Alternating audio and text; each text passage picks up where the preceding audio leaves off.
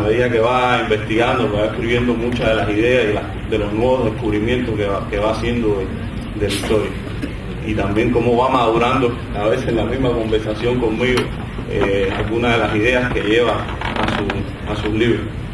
Me enorgullece además estar aquí compartiendo alrededor de 3 horas, aunque ya estamos un poquito atrasados y vamos a empezar a las 10, teníamos previsto estar de 10 a 1 de la tarde, con destacados intelectuales cubanos, personas a las que uno sigue y admira diariamente por la obra que hacen, por el trabajo que hacen, algunos notables historiadores a los cuales voy a presentar de inmediato, aunque muchos son conocidos. Bueno, voy a empezar. Por acá está Fernando Gach, licenciado en Ciencias Políticas, Premio Nacional de Edición.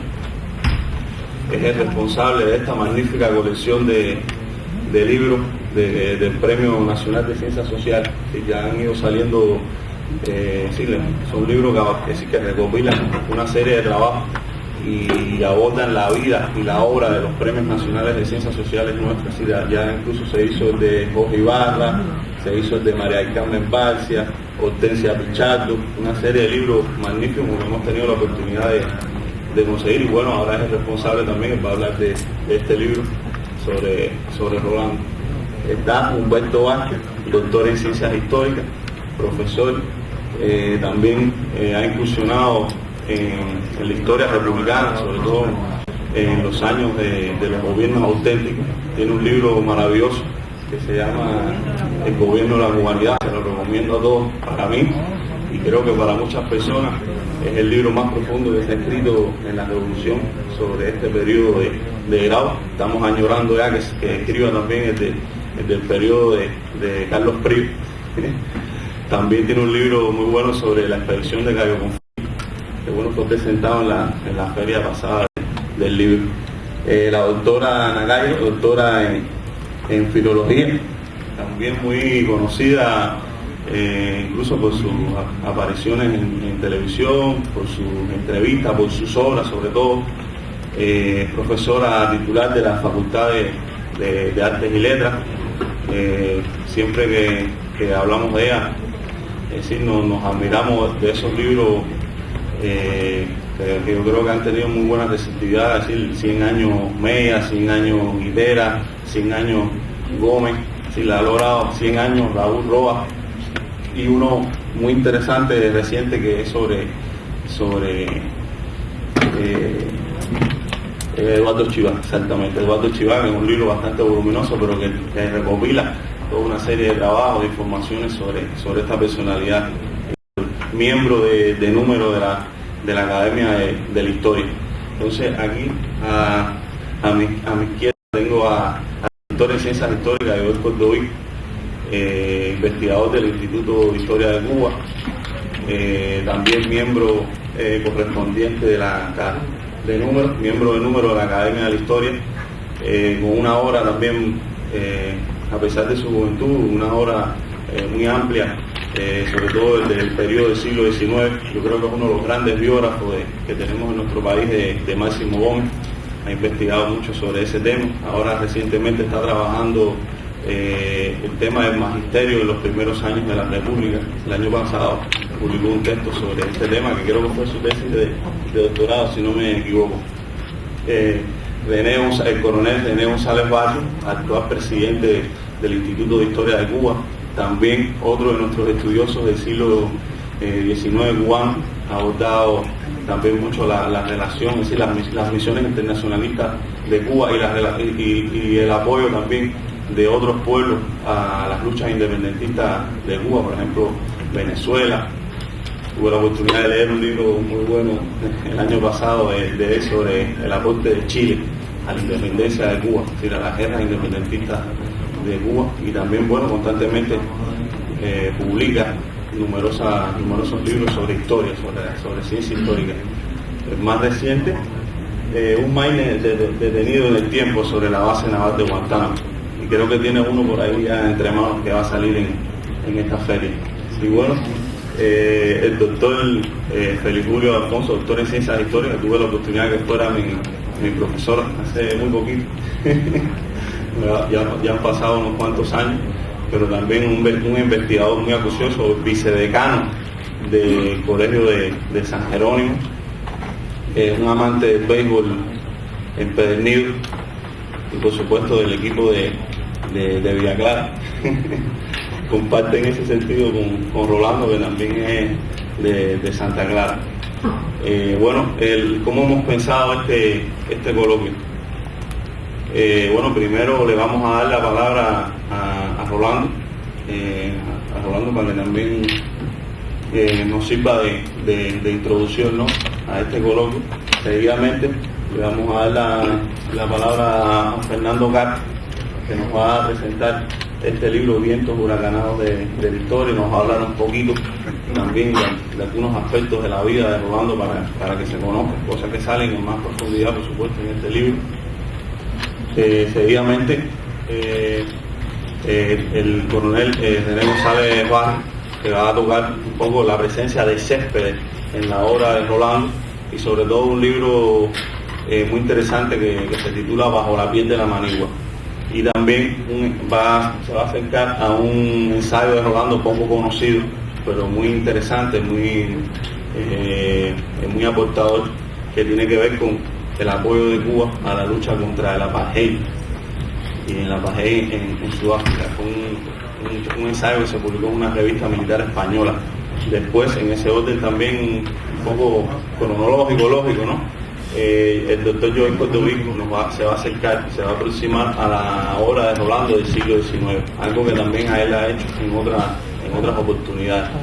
Y bueno, después la doctora Nacaire, que nos va a hablar también de ese primer libro de Rolando, que lo convirtió en escritor, aunque él llevaba eso de escritor muy de adentro, desde muchos años antes, ¿no?, pero fue su primer libro publicado, que es una novela histórica sobre la Revolución del 30, que pues tuvimos la suerte que salga reeditada en este año. Y bueno, ella no he podido conversar con ella, pero bueno, porque le dimos una tarea bastante difícil, que era presentar también los 3 tomos de Gerardo Machado, que bueno, se los dimos digital. Ustedes saben que eso es bastante difícil poder leerlos en digital, pero bueno, quizás haya tenido algún tiempo para acercarse a esta obra y poder trasladarnos algunas ideas al respecto. Y bueno, Humberto Vázquez, que nos va a hablar del último libro de Rolando, que tiene que ver con el gobierno de los 100 días, o más bien el gobierno de los 127 días, con un título muy interesante, que incluso yo creo que mueve bastante a la lectura, a que las personas se acerquen a él, que es La revolución que no se fue aboliendo. Ese es el orden que le hemos dado. Y bueno, si tenemos algún tiempito más, ojalá que sí, pasar también la palabra al público para que si quieren intervenir, si quieren hacer alguna pregunta. Feliz Julio. No, lo mencionó. Feliz Julio, cierto. Feliz Julio va a hablar, le hizo un salto ahí histórico. Feliz Julio va a hablar de los libros de Rolando que tienen que ver con los primeros años de la República. Ahí está, por ejemplo, Cuba, las máscaras y las sombras, está República de Cocho, está República rigurosamente vigilada, es decir, desde Trapalma hasta Menocal. Feliz Julio antes de Anacairo, que también ha sufrido bastante, porque bueno, son bastante voluminosos estos textos, aunque yo sé que él anteriormente también los había leído. Entonces, sin más, me he extendido creo demasiado en este preámbulo, le damos la palabra a Rolando. Nos complace mucho que nos acompañe aquí la presidenta del Instituto Cubano del Libro, Zuleika Román.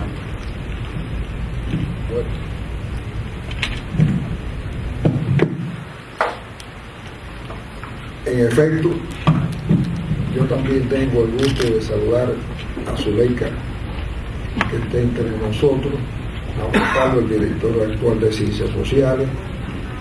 En cualquier momento va a entrar Bernal, el ministro de Cultura, que me había pedido que demorara 15 o 20 minutos el acto, que ahí va a bajar a ver tu stand.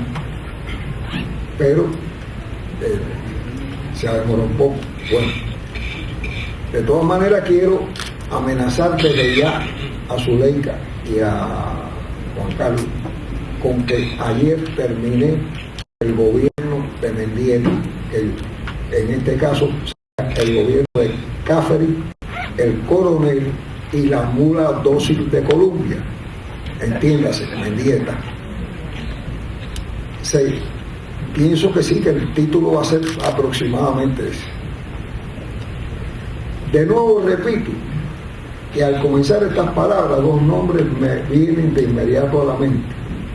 El primero, Fidel Castro, porque a mediados de 1966 me dio la orden de crear el Instituto del Libro, tarea que cumplí y quedó instituido hacia mayo de 1967, al unir o crear las editoriales, las imprentas dedicadas a elaborar libros, folletos y revistas, las librerías y el comercio internacional de libros y revistas. El primer año sacamos 10 millones de libros, lo cual nos pareció fabuloso. Con el tiempo llegamos a 52 millones. Ya teníamos algunas máquinas nuevas y la imprenta Juan Marinero de Guantánamo. Yo quería instalarla en Santiago de Cuba, pero Fidel me convenció de pasarla a Guantánamo por su heroica herencia de lucha y estar enfrentada a la base naval del Imperio Yanqui. El segundo nombre que me abordó fue el de Raúl Roa. A finales de los años 40 era director general de Cultura del Ministerio de Educación y profesor universitario. Gracias a su esfuerzo, aquel fue un momento de florecimiento de la cultura cubana. El pensamiento siempre en ebullición del que fue fundador del directorio estudiantil universitario del 30 en la lucha contra Machado, dirigente del ala izquierda estudiantil y después decano de Ciencias Sociales y Derecho Público de la Universidad de La Habana, le dio un impulso notable a esta tarea.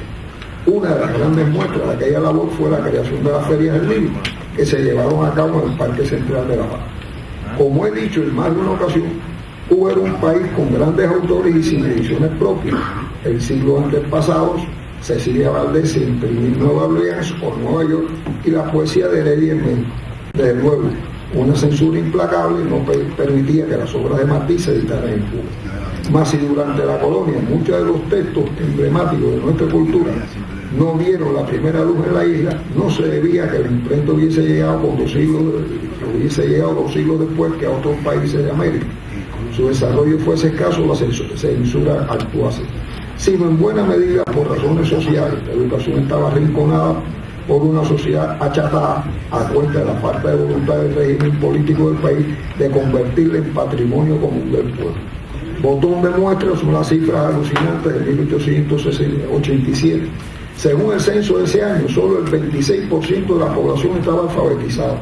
Pero si entre los blancos este porcentaje llegaba al 33%, entre los no blancos alcanzaba únicamente el 10,7%. No por gusto, con su juicio afilado e incisivo, había sentenciado el presbítero Félix Varela. Es imposible que un gobierno europeo promueva el engrandecimiento de estos países cuando este sería el medio de sacudirse el yugo. La situación en ellos inspirará siempre temores a su amo. Como resultado, José Antonio Sacco tenía que asegurar por suscripción o mecenazgo la venta de sus obras para que el editor aceptara el reto de su publicación. Con la República prácticamente la situación empeoró. No fue para el libro mejor que para el pueblo. No existió en ella siquiera el asombro inicial ante el prodigio de la máquina ingeniosísima y generosa. La República fue la mediocridad, el cobijo donde la certidumbre de no ser editado solo quedaba sobrepasada por la de no ser leído. Lo verdaderamente extraordinario en ella fue, a pesar de ella, o mejor todavía, contra ella. En el libro en Cuba, publicado en 1949 por la Cámara Cubana del Libro, se enumeraban, entre otros males que aquejaban a la edición, la falta de apoyo oficial a su producción, los presupuestos estatales ridículos para la compra del libro y la falta del hábito de lectura en la población. Pero ¿cómo podía resultar de otra manera cuando se permitía que en el país hubiese más de 1,5 millones de analfabetos y muchos habitantes más con niveles inferiores al segundo y tercer grado de primaria? Entonces se editaban al año menos de 1 millón de ejemplares. Había pocas editoriales, imprentas dedicadas a hacer libros y folletos, y las que había, más que todo, se dedicaban a sacar propaganda comercial y envases de mercancía. Resulta increíble que en la patria de José Martí, Cirilo Villaverde, Alejo Carpentier, Nicolás Guillén, no fueron país de lectores, pero era lógico. Los libros, además de caros, eran poco promocionados. Solo a Roa se le podía haber ocurrido convocar a las librerías de la capital. En el resto del país había muy pocos de estos establecimientos para que armaran casetas y exhibieran los libros, en su mayoría importados, que se ponían a precio del limitado público lector que había en el país. Así fue que en 1949, según creo, se inauguró en el Parque Central la primera feria del libro, que constituyó todo un acontecimiento. A la sombra de la estatua del maestro, el pueblo tuvo fácil acceso al libro y no pocos adquirieron por primera vez un libro en su vida. Pronto descubrirían las maravillas que se ocultaban entre las tapas de las obras y devendrían para siempre lectores. Al paso de los años, al triunfo de la revolución en la escalinata de la universidad, la Secretaría de Cultura de la FEU volvió a organizar ferias del libro. Se dice que en Cuba ya se habían hecho algunas ferias del libro a principios del siglo, pero cuando aquella tarde de 1980, en el primer día de la nueva época, tuve el honor de sentar a mi lado en el Parque Central Arroba, se mostró muy feliz en aquel acto al ver reverdecer sus propios lauros. Recuerdo que mencioné el suceso del origen de la feria de Manos de Roa. Todavía guardo el recorte de Bohemia donde aparece la inauguración del magno evento del libro.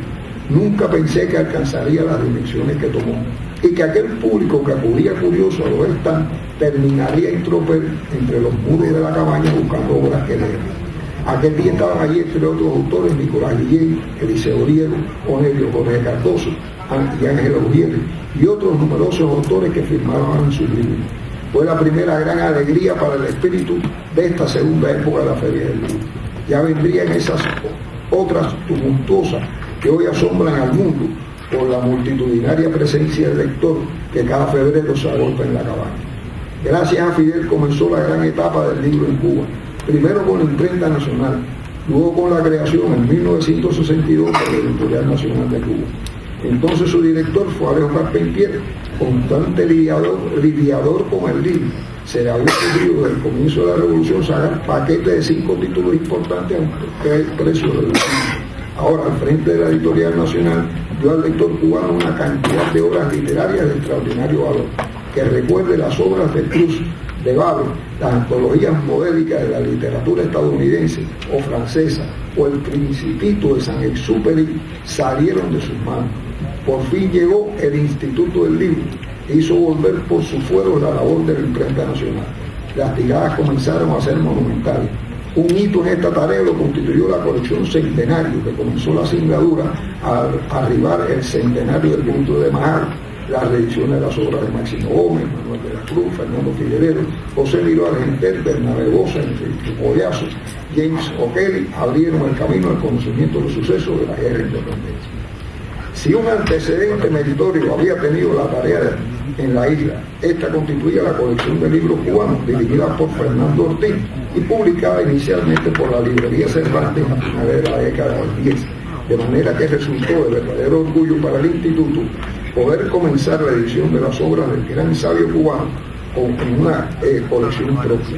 De inicio aparecieron Los Negros Esclavos, El Engaño de la Raza, Historia de una pelea cubana contra los demonios.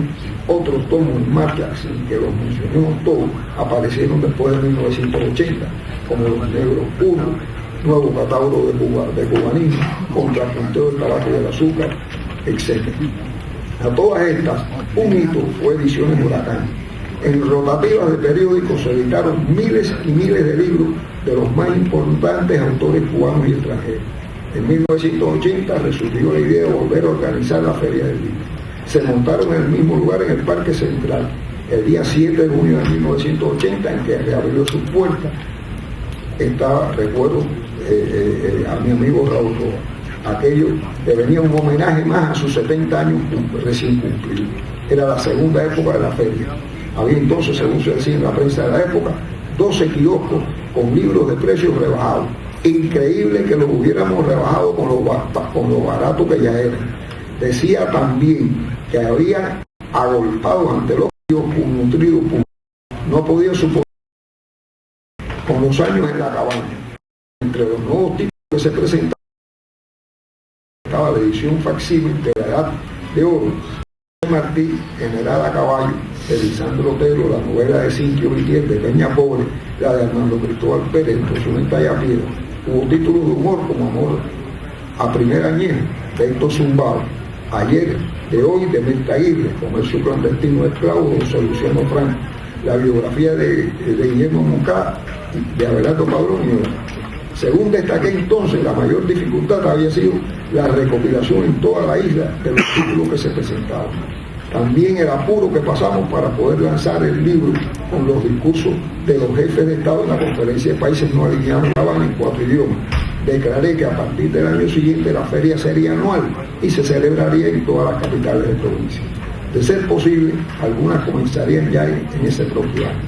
Recalqué que la feria no solo sería para vender libros, habría recitales, conferencias, lanzamiento de libros y se había puesto en el Liceo de La Habana Vieja una exposición de los más de 8.000 títulos y 400 millones de ejemplares editados en los 21 años de revolución. El objetivo básico del Instituto del Libro había sido descolonizar la lectura y creía que se había logrado. En 1958 toda la literatura colocada en los estantes de las librerías era de Occidente. Ahora el Instituto, con sus 1.200 títulos editados anualmente, trataba de ir abarcando el mundo entero. El lector cubano había dejado de ser un mutilado mental. Hacía poco había inaugurado en la librería Fernando Ortiz el Día de África y tomar en las manos varias de las ediciones expuestas de autores africanos había comprobado que las traducciones habían sido hechas en el Instituto del Libro.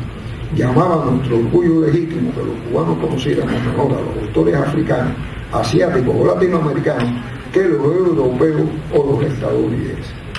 El periodo especial fue funesto para el libro, pues la edición cayó, mas de nuevo ha tomado impulso y ya se sigue. A mí, que había estado 15 años al frente del instituto, entonces me tocó la tarea que durante años soñé. Fidel, con su imaginación prodigiosa, que un día se planteó sacar 100.000 ejemplares del Quijote a 25 centavos, me había enviado a hacer los libros para los demás. Ahora ya, laborando en el Consejo de Ministros, me tocó al fin hacer mi primer libro propio. En las noches, durante unos 7 años de domingo, escribí República Angelical, el cual Fidel leyó y me ordenó que desde entonces dejara mis tareas en la secretaría y me dedicara a escribir. Ese es tu primer deber con la revolución, me dijo. Ahora redacté libros, uno detrás del otro, como si todos hubieran estado amontonados en mi cerebro, en espera de encontrar el papel y la tinta. Entre otros saqué, para mi honra, La Forja de una Nación, dedicada a Fidel Castro, el maestro querido, sobre el periodo colonial y las luchas por la independencia. Luego Las Máscaras y la Sombra, sobre la primera ocupación de Cuba por los estadounidenses, dedicada con todo respeto y cariño al joven casi adolescente Raúl Castro, cuando asaltó al Moncada. A continuación, República de Corcho, dedicada a los 5 héroes que por luchar por nuestra patria han padecido 15 años de prisión en las fauces del imperialismo y cuyos rostros deben estar sin falta entre quienes recorran los estantes. Ya Menocal, Saya, Machado y el primer grado han visto la luz y preparo la historia del trío infernal Cáceres, Batista y la mula dócil de Colombia. En estas páginas han aparecido héroes de la talla enorme como Meiji y Guitera y veremos a dónde llegaré. Hoy aprovecho para felicitar a quienes me sucedieron, a Pablo Pacheco, a Omar González, a Eloy Sánchez y a Zuleika Romay, quienes con su esfuerzo han mantenido y desarrollado esta tarea. Solo me resta recordar que un día me dije al escuchar hablar a unos campesinos en Parque Vidal en Santa Clara, el día que vean ya todo será distinto, pero era la inversa. Cuando todo resultó distinto gracias a la revolución fue que pudieron ver. Muchas gracias.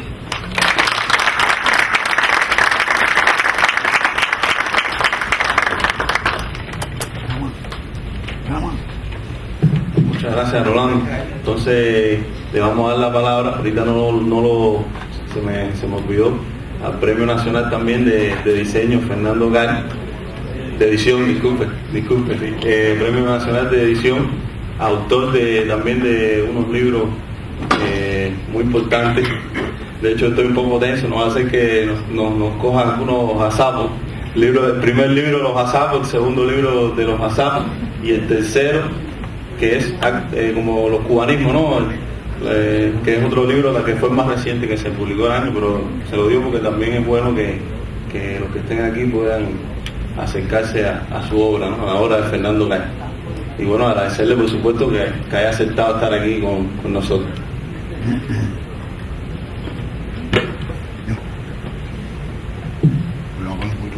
Muy buenos días.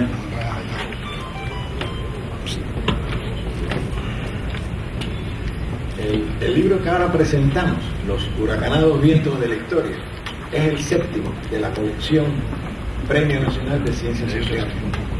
Los anteriores han sido en honor de otras personalidades que también recibieron este importante premio, como Hortensia Pichardo, José López Sánchez, María del Carmen Vázquez, Jorge Ibarra, Salvador Bueno y Carlos Rafael Rodríguez.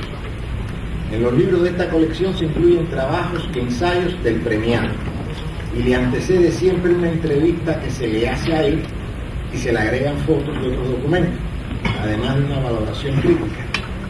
En Los vientos huracanados de la historia, la entrevista acerca de la vida de Rolando la hizo Ana Molina, titulada Nunca volvería atrás en mis pasos, y contiene una veintena de fotos de su vida. Además, hay relaciones de las bibliografías activas y pasivas y de los reconocimientos recibidos.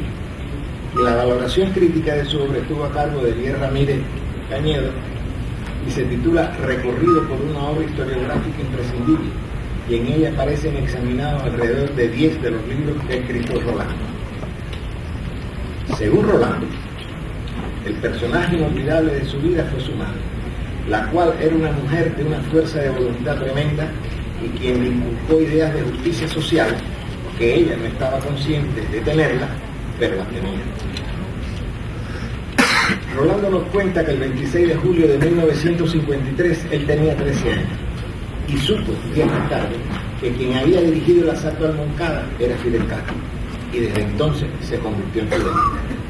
En 1957 cae preso, por suerte solamente un día y una noche. En las palabras de Rolando vertidas en la síntesis biográfica que aparece en este libro, nos dice que en 1959, al abrir la Universidad de La Habana, se mudó para la capital y matriculó Derecho. Siempre estuvo al lado de las ideas revolucionarias y en contra de la reacción en la época de la reforma universitaria. Y junto con Fernando Martínez Heredia integró, todavía sin terminar su carrera, el profesorado del Departamento de Filosofía, del que llegó a ser director, y posteriormente nos narra cómo fue que, a la vez, fue nombrado director del Instituto del Libro, y llegó un momento en que resultaba demasiado estas dos direcciones, y lo dijo, pensando que quedaría en el Departamento de Filosofía, pero la decisión fue que quedara al frente del Instituto del Libro. Cuenta Rolando sus peripecias en el diario del Che, del cual llevaba los originales mecanografiados en una maleta y no se separaba de ella, y de las incidencias de la publicación de 1 millón de ejemplares del diario. Después fue viceministro de Cultura, y ya fuera del Ministerio de Cultura, durante el tiempo que se decidiera dónde iba a prestar su servicio, escribió y terminó su novela República Angelical, que le dio a leer el original a García Márquez, y este le dijo que la rehiciera y la cortara. Rolando la rehizo, pero con 200 cuartillas de más. La novela es una ficción acerca de la Revolución del 30, pero plasmó en ella tanta historia que tal cosa lo llevó posteriormente a irnos brindando, casi paso a paso y de forma detallada, crítica, no es crítica, los incidentes todos de nuestra historia. En Los vientos huracanados de la historia se incluyen 16 trabajos de Rolando. No voy a enumerarlos aquí, pero sí comentaré brevemente algunos, como por ejemplo lo interesante y novedoso que resulta el titulado La campaña de Cuba y actualidades. En él habla de un seminario español que apareció en 1895 dedicado en Madrid, que se titulaba así, La campaña de Cuba y actualidades, y que salía todos los domingos, con textos reales, según nos dice nuestro autor. Pero de estas ilustraciones hay verdaderas pifias, pues ninguno de los ilustradores había estado en Cuba. Por ejemplo, hay una ilustración de un maceo blanco. En otra aparece el titán de bronce rodeado de un grupo de amazonas que se aseguraba acompañaban al general. También aparece un dibujo de Quintín, Bandera y Maceo y se dice que fue en el combate de Candelaria, y Bandera nunca estuvo en Candelaria. En fin, al parecer, cuando los editores les faltaban materiales,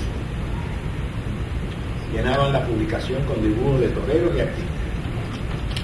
Todos esos datos fueron hallados por Rodríguez en el Archivo de Madrid en su incesante labor investigativa. Como cosa singular diré que en esa publicación siempre la victoria era para las fuerzas españolas.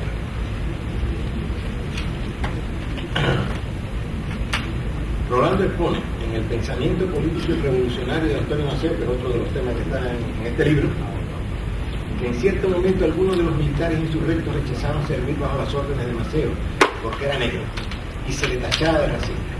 Además, se le imputaba que ponía miras en sobreponer a los hombres de color a los hombres blancos. Y narra cómo Maceo rechazó tal cosa por tratarse de una falsedad y consideraba que tal acusación era puro divisionismo, y afirmó que al ingresar en la revolución no había tenido otros objetivos que ver a su patria libre y sin esclavos. En el trabajo, el Maine, pretexto de una guerrita espléndida, se deja ver claramente que la intervención de los Estados Unidos en la guerra que libraba Cuba contra España era algo decidido desde mucho antes. Se detallan las artimañas empleadas para participar en esa guerra y el gesto hipócrita de manifestar el gobierno estadounidense que enviaba a su acorazado como prueba de amistad a una nación en guerra que tenía casi desgajado el poder español de España. Y deja bien claro en las horas amargas de la Asamblea del Cerro cómo fue que Máximo Gómez, el generalísimo, se dejó influir por Estrada Palma y Gonzalo de Quesada, influencia traidora, para que licenciara el ejército mambí se le pagara a cada soldado cierta cantidad. Y Gómez se aventuró a todo esto sin contar con la Asamblea. En definitiva, esta lo destituyó, hecho que causó tal descontento en la población que la Asamblea no tuvo más remedio que autorizarse.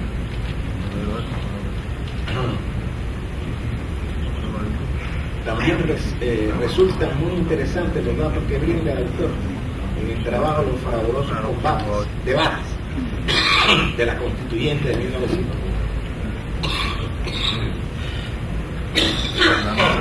Acerque el micrófono.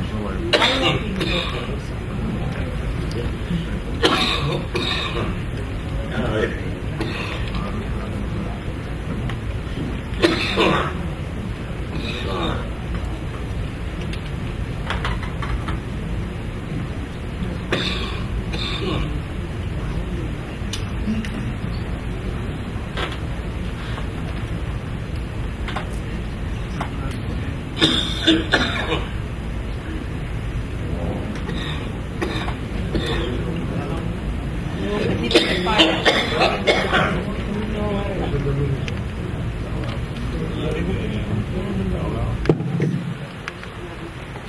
También resulta muy interesante los datos que brinda el autor en el trabajo Los fragorosos debates de la Constituyente de 1901 y los detalles poco conocidos de aquella etapa tan convulsa como fue la ocupación norteamericana de 1899 a 1902, con los sucios manejos de quienes gobernaban nuestro país, la participación del Vaticano en ellos y las enormes tajadas que fueron a parar a los bolsillos de los norteamericanos y de la alta jerarquía católica posteriormente. Pienso que todos los trabajos contenidos en este libro serán de grata e instructiva lectura, pues su autor, Rolando Rodríguez, no se ha limitado a narrar los hechos de nuestra historia, por muchos conocidos. Rolando ha hurgado, ha cotejado fuentes y, a mi entender, lo principal, ha historiado, pues como dijera Martín, historiar es juzgar, y es fuerza para historiar, estar por encima de los hombres y no soldadear de un lado de la batalla. Muchas gracias.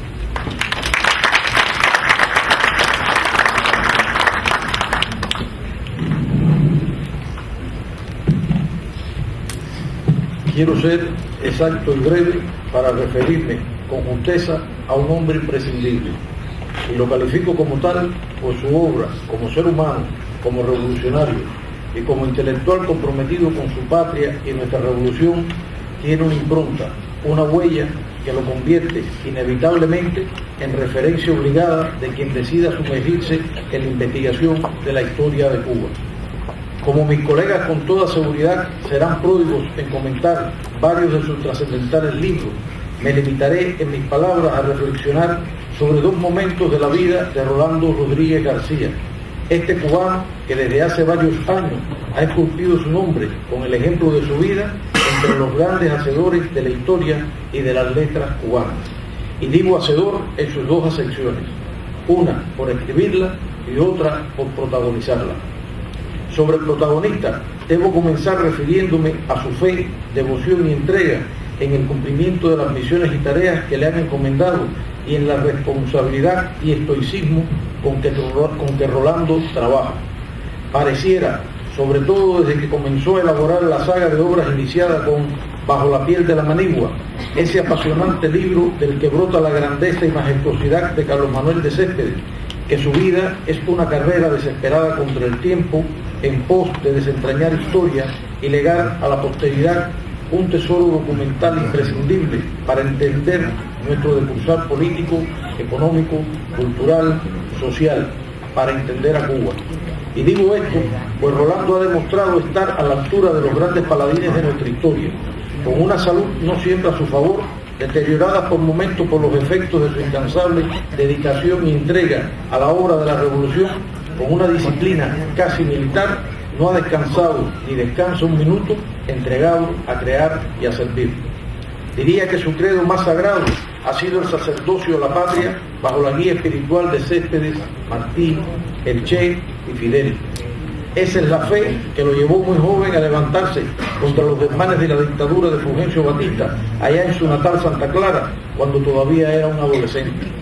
Conocí a Rolando hace muchos años, cuando siendo yo un joven oficial de las Fuerzas Armadas Revolucionarias, con apenas incipientes resultados como investigador histórico, me llamó personalmente para intercambiar ideas y reflexionar sobre una personalidad muy polémica de nuestras gestas independentistas.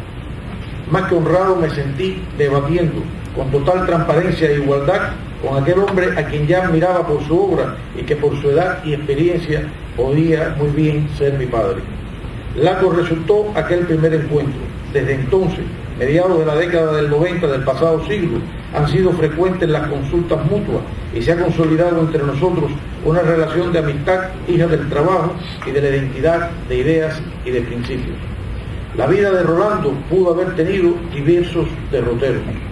Pocos lo imaginan vestido de verde olivo, fusil en mano, desandando montes, montaña arriba, montaña abajo, para combatir como miliciano a las bandas contrarrevolucionarias que el imperialismo norteamericano insertó en el macizo montañoso del Escambray en el centro del país. O también como miliciano, empuñando las armas para defender el suelo patrio cuando la invasión de Playa Girón o la crisis de octubre. Como joven de su tiempo, quizás pensando en los forjadores de la nación, se entregó a Cuba a las gloriosas batallas de la hermosa década de los 60, cuando aquella generación de soñadores, herederos de las ideas de Martí y seguidores de Fidel, decidieron, con romántica mística, refundar una nueva patria erguida en los principios más puros del socialismo. En aquellas circunstancias, Rolando cambió el fusil por el aula y después por la pluma. Se dedicó a formar hombres y promover la cultura nacional a través del libro. Fue viceministro de Cultura. Como soldado de esta revolución, no ha hecho otra cosa que servir con honor donde ha sido demandado su esfuerzo y capacidad. Ese es, en mi concepto, su principal mérito como intelectual revolucionario. Hoy su obra fuera más intensa, copiosa y profusa, si su rica hoja de servicios no estuviera pletórica de honrosas tareas como hacedor de la historia. Cuando ha tenido la oportunidad, no ha desperdiciado un segundo de ese recurso tan demandado por los intelectuales que es el tiempo. Y en la lectura y sumergido en los archivos de Cuba, Estados Unidos y España, ha rebuscado el dato preciso, no para desmontar mitos, sino para argumentar razones, aclarar episodios y aportar análisis para el enriquecimiento del conocimiento colectivo. Deseo detenerme en un trabajo poco conocido de Rolando y que se diferencia de sus últimas entregas por la brevedad de su extensión y la riqueza en el análisis político e histórico. Me refiero a su folleto titulado Cuba y la victoria militar y diplomática sobre la Sudáfrica del apartheid, un punto de vista cubano.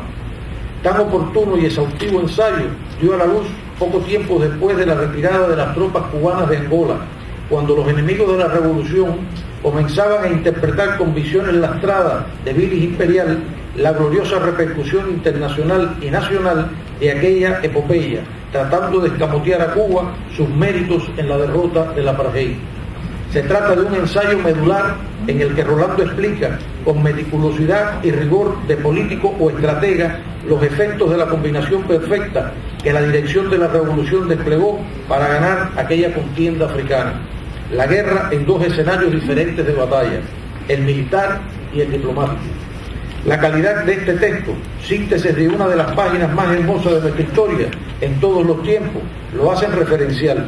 A la tentación de publicarlo no renunció en su momento ni la revista de Historia Militar del Ministerio de Defensa de España. Tomo de referencia este ensayo poco conocido de Rolando, porque en él dejó esbozado el guión de lo que pudiera constituir una obra futura inmensamente necesaria para las nuevas generaciones de cubanos, cuyos referentes internacionalistas tuvieron y tienen como principal estandarte identitario la gloriosa epopeya de Angola. Creo recoger el sentir de muchos cubanos al desear a Rolando salud, fuerzas y energía para continuar su titánica obra historiográfica, con sólidas entregas sobre la historia de la época que le tocó vivir, de esta revolución de la que ha sido protagonista y actor excepcional. Gracias, Rolando, por tu vida y por tu obra.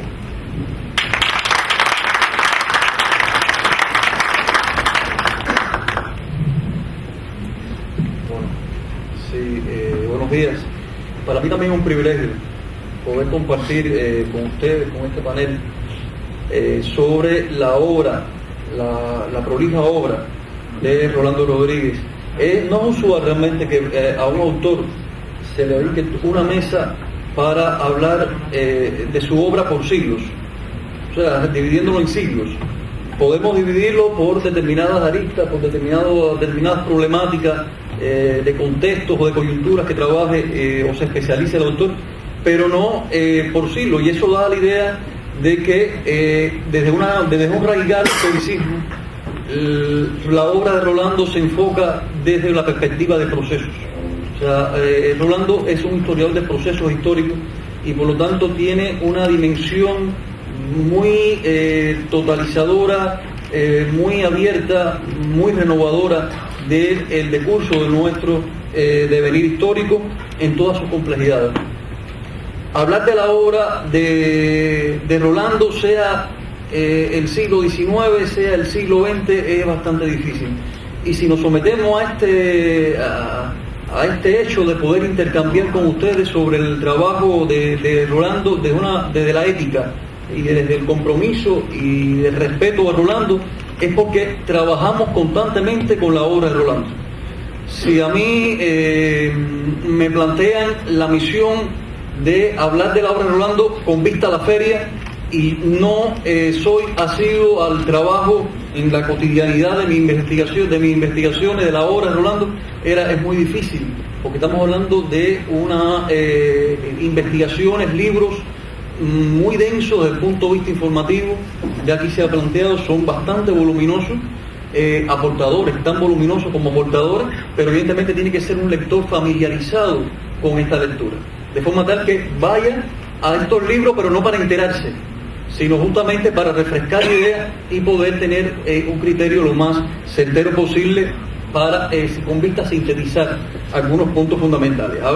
Ya aquí Fernando hablaba de esta novela, República Angelical, punto de partida, finales de los 80, de Rolando Rodríguez, y es que la obra de Rolando Rodríguez es una especie de retrospectiva. En su formación como intelectual, como historiador, viene retrospectiva. Se inicia con una novela, una obra de ficción, por supuesto, basada en hechos históricos, sobre la Revolución del 30, y comprende como buen historiador que no se puede entender la década del 30 como empezar una película por la mitad, si no entendía el porqué de esa república. Y entonces, justamente, va para el inicio de la república, pero también se da cuenta, comprende que no puede entender el inicio de la república si no entiende el porqué de esa república, por qué esa y no otra.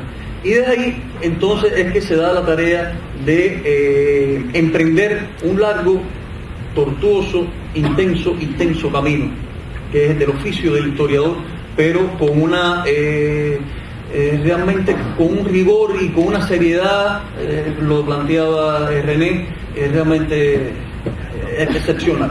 O sea, hay que tener una disciplina, hay que tener una vocación realmente bien definida para poder hacer lo que ha hecho Rolando en poco tiempo. Y digo poco tiempo porque el trabajo del historiador es un trabajo acumulativo y nunca, a veces, el historiador nunca está conforme con su obra. Siempre piensa que le falta por hacer. Y para ver desde cuándo comienza, si vemos cuándo el punto de partida, el comienzo del trabajo de historiador de Rolando y todo lo que ha hecho en su vida como profesional, es realmente meritoria. Le decía que hay una especie de retrospectiva, se va al siglo XIX, hay una obra importantísima, digamos que es el punto de partida, después que publica Bajo la piel de la manigua, digamos del 1996, alrededor del año 96, fue su segunda obra, ya sí, de una perspectiva histórica, donde se introduce en todas las complejidades, en todos los conflictos, contradicciones en torno a la deposición de Carlos Manuel de Céspedes. O sea, hecho clave en la obra de Rolando, la deposición de Céspedes en el siglo XIX cubano, todo lo que tiene que ver con el siglo XIX cubano es transversal. O sea, le da un papel, y coincido completamente, a la deposición de Carlos Manuel de Céspedes y la posterior muerte de Céspedes realmente arraigada. O sea, es importantísimo desde el punto de vista de los acontecimientos posteriores entender qué significó la deposición de Céspedes, pero no como un hecho acontecido en un determinado momento en Vijagual, sino como parte de un proceso de contradicciones que no nacen en el 68, sino que justamente forman parte de una serie de coordenadas que se remontan a los años previos al inicio de la Guerra de los 10 años. Y justamente de eso tratará La forja de una nación. Ya estamos hablando ya de una empresa de mayor envergadura, estamos hablando de una obra que publica primero en el año 1998, después al año siguiente es reeditada en España y en el año 2006 vuelve a ser editada. Como decía el propio Rolando, la obra está dedicada a Fidel, y es que justamente el comandante, con ese interés que siempre ha mostrado por la historia, y al leer, tener conocimiento de la obra que estaba realizando Rolando, pues le da esa posibilidad, le da una perspectiva, una posibilidad que sabe aprovechar muy bien. Evidentemente Rolando sabe explotar muy bien esa posibilidad y pone en manos del lector una obra monumental de más de 1500 páginas en 2 volúmenes, un primer tomo que se enmarca entre finales del siglo XVIII y 1895, previo al estallido de la guerra del 95, y un segundo volumen inmenso dedicado solamente a la guerra del 95. No conozco una obra sobre la guerra del 95 más voluminosa. Y cuando hablo de volumen, no me quiero referir solamente a un problema cuantitativo, o sea, un problema de número de páginas, porque al mejor sabor positivista usted puede repletar, llenar, cubrir 5.000, 6.000 páginas a partir de datos, cifras kilométricas, sin que realmente el lector no encuentre un motivo para reflexionar, para pensar, para debatir. La obra de Rolando es un polemista por excelencia, y eso caracteriza la obra. Eso es bueno, ser polemista, porque no disfraza sus puntos de vista, no disfraza sus criterios, o sea, no lo adereza en directo en sus proyecciones, en sus criterios, y eso hace, por supuesto, que haya puntos de vista con los cuales uno no esté de acuerdo, y eso es legítimo, y por lo tanto lo que hace es dinamizar la crítica, y dinamiza el debate, y dinamiza la polémica. Ahora, eso sí, todos sus criterios están muy bien fundamentados, o sea, los fundamenta a partir de su perspectiva, pero sí, en todo momento busca fundamentar. Después de esta obra realmente medular para iniciar lo que sería toda una trayectoria, una secuencia de la historia de Cuba, como decía Ariel, estamos hablando de un solo autor que ya por el momento tendrá alrededor de 9 tomos, si nos sumamos, y con las nuevas presentaciones en esta feria llega a 13 tomos, un solo autor, cuando normalmente esto en la historia de Cuba siempre hemos visto como compilaciones de varios autores sobre diversos temas. Estamos hablando de un solo autor que ha hecho un trabajo bastante serio, sistemático en ese sentido. Y analizando, revisando en los archivos de España, sobre todo en los archivos del Servicio Histórico Militar de Madrid, como todo historiador que no está siempre conforme con lo que realiza, se da cuenta de que hay información que le faltaba por poner, y ya el libro estaba en proceso editorial. E inmediatamente, a veces pensando, bueno, vamos a hacer un solo artículo, vamos a redactar un artículo, bueno, esos artículos devienen libros, y libros que también son importantes, porque son libros donde Rolando expone de una manera mucho más directa, de una manera mucho más sintética, su punto de vista sobre determinados acontecimientos.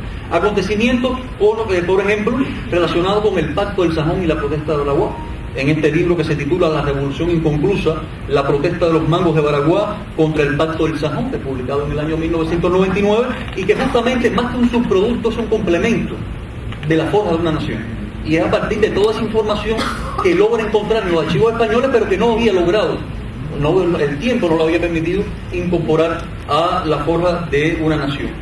Y hay que realmente ver toda la documentación, esas cartas de Arsenio Martínez Campos a generales españoles, a oficiales cubanos, o sea, tanto españoles como cubanos, todo lo que revela sobre las complejidades del pacto y sobre todo las complejidades de la protesta, sobre todo poniendo muy en alto la figura de Antonio Maceo.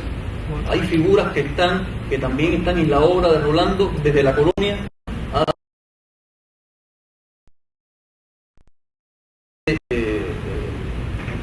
sintomática en este sentido. La figura de Maceo, Martí Gómez, por supuesto, la figura de Vicente García, la figura de Gonzalo de Quesada y la figura de Tomás Estrada Parra.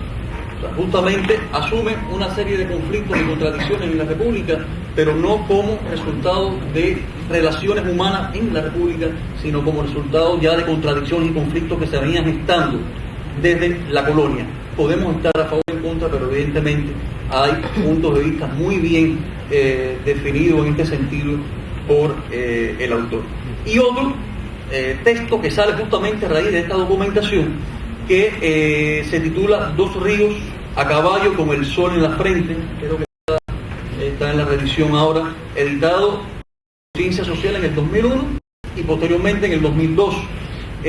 Fue a partir de una documentación, este texto se gesta a partir de un documento, primero de un documento, después encontrar más información sobre el reconocimiento médico del cadáver de José Martí, efectuado el 23 de mayo, pocos días después de la muerte del 95, en Remanganagua por el médico Pablo Aurelio de Valencia.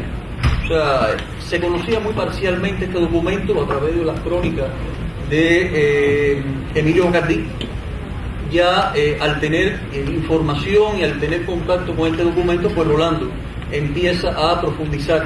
Y profundiza no solamente en el acontecimiento de la muerte de Martí, sino en todos los sucesos que van condicionando y van a ir convergiendo en Dos Ríos. O sea, desde el propio desembarco hasta Dos Ríos. Y no solamente la muerte de Martí, con todo lo difícil que es poder llegar a ciertas valoraciones alrededor de la muerte de un hombre que cae en combate, teniendo en cuenta las múltiples, las diversas y muchas veces contradictorias versiones, a veces de un propio protagonista sobre la muerte de Martí, sino que también incursiona en otros temas polémicos, como hacia dónde iba Martí, o sea, el destino de Martí en el momento en que cae en combate. Todos sabemos que se han tejido muchas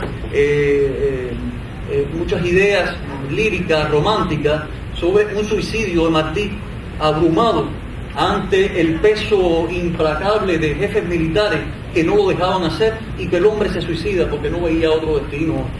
Realmente la obra de Rolando es bastante fundamenta que realmente no había ningún tipo de criterio al respecto. Y aprovecha también el documento, o estos documentos que encuentra alrededor de Martí y la caída en combate de Martí, y publica también en el año 2001 Martí, los documentos de Dos Ríos, y esta en esta ocasión de su terruño natal, Santa Clara, en la edición Sed de Belleza, en el año 2001. Posteriormente, entre el 2001, 2002 hasta el 2007, que es cuando sale ya Las Máscaras de la Sombra, Rolando publica una serie de textos, de trabajos importantes, también relacionados con el siglo XIX cubano y sobre todo con la guerra de independencia. La toma de las Tunas, la derrota definitiva de las armas españolas en Cuba, que lo publica en Las Tunas, el Plan Gómez Maceo, que lo publica en una compilación titulada Máximo Gómez en Perspectiva, por la editorial Oriente, y bueno, ya en el año 2007 salen Las Máscaras. Textos relacionados con el siglo XIX, incluso con el siglo XVIII, salen también en una compilación, en un texto compilatorio relacionado con la obra de Rolando, titulada Raíces en el Tiempo, por la editorial Ciencias Sociales del año 2009, y ahora Los Vientos Huracanados se suma también a estos trabajos siempre interesantes e importantes, porque a veces es muy difícil y hay que ir a la obra de Rolando justamente con un criterio ya más especializado para verla y lograr aprender sus tesis fundamentales en todas sus magnitudes. Sin embargo, estos textos, como lo que hacen es compilar ensayos, textos más o menos de corto paginaje, le permite a un lector que no esté familiarizado con la obra de Rolando, pero sí le permite tener en cuenta o definir mucho mejor cuáles son las ideas principales, cardinales, dentro del pensamiento historiográfico de Rolando. Por supuesto que hay muchas obras que también los colegas van a tratar aquí, ya relacionadas con el siglo XX. Siempre es muy difícil, por supuesto, hablar del desarrollo, porque como todos, y somos historiadores y podemos historiar la proyección y la evolución intelectual de Rolando Rodríguez como si fuera, por supuesto, un sujeto histórico, en este caso un intelectual, hablando solamente del siglo XIX, sino que hablar del conjunto de esta obra profusa. Si tuviera que sintetizar en algunos punticos, algunos rasgos que me parece importante señalar del conjunto de la obra de Rolando, en este caso sobre todo del siglo XIX, yo diría la prosa elegante, discurso fluido, no obstante la alta densidad informativa. O sea, es altamente, o sea, es muy copiosa la información, sin embargo no cansa la lectura. O sea, la pluma del novelista, del escritor, está presente en todo momento. Búsqueda y análisis minucioso de las más diversas fuentes, con vista a develar, esclarecer o afirmar hechos o conductas, aun las que pudieran parecer contextuales o como parte de una cotidianidad evasiva al historiador más al tanto de los grandes acontecimientos. Los más pequeños acontecimientos que uno asume como verdades preestablecidas en la historiografía, Rolando Rodríguez se detiene y a veces le dedica capítulos enteros a lo que normalmente pasa como algo intrascendente dentro de la historia. Rigor y seriedad en los enfoques, evidenciando que las prefiguraciones lingüísticas y poéticas del campo histórico no están reñidos, como afirman exponentes del relativismo modernista, con el saber científico sobre el pasado. Lejos de desarmar la historia de su capacidad para la verificación crítica de sus resultados, Rolando Rodríguez evidencia en sus textos el compromiso del historiador con la búsqueda de la verdad, sin que implique afirmarse en un conocimiento instalado dentro de rígidos esquemas matemáticos. Y polemista por excelencia, como decía, certero y directo en sus puntos de vista, no disfraza o adereza sus criterios. Con esto termino y le cedo la palabra a Felipe. Muchas gracias.